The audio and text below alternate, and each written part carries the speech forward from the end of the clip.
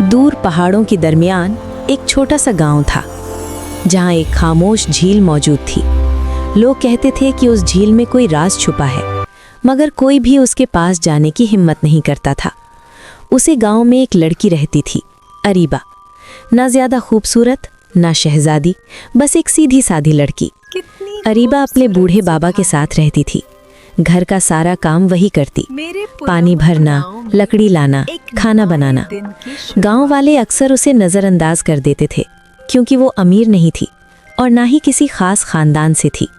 लेकिन उसके अंदर एक चीज़ खास थी, दूसरों के लिए सच्ची फिक्र।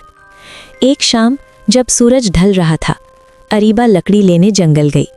वापस आते वक्त उसने झील के पास किसी को गिरा हुआ देखा। वो एक नौजवान था, जख्मी और बेहोश। अरीबा पहले डरी, लेकिन फिर धीरे धीरे उसके पास गई। उसने बिना सोचे समझे उसकी मदद की, अपने दुपट्टे से पट्टी बांधी और झील कर पानी लाकर उसे पिलाया। कुछ देर बाद वो होश में आया। मैं कहाँ हूँ? अरीबा ने हल्की सी मुस्कुराहट के साथ कहा, आप महफूज हैं, बस आराम करें।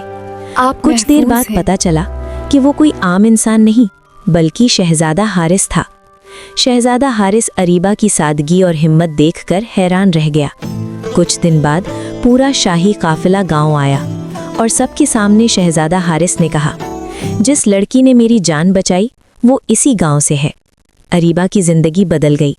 वो महल चली गई, लेकिन उसका दिल वैसा ही रहा। वो सबसे प्यार से बात करती और गरीबों की मदद करती। लेकिन महल में सब खुश नहीं थे।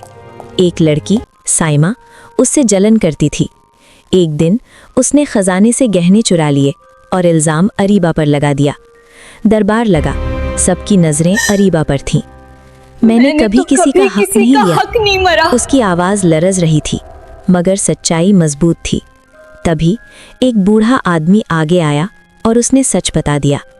साइमा पकड़ी गई और झुक गई। शहजादा हारिस को सब समझ आ गया।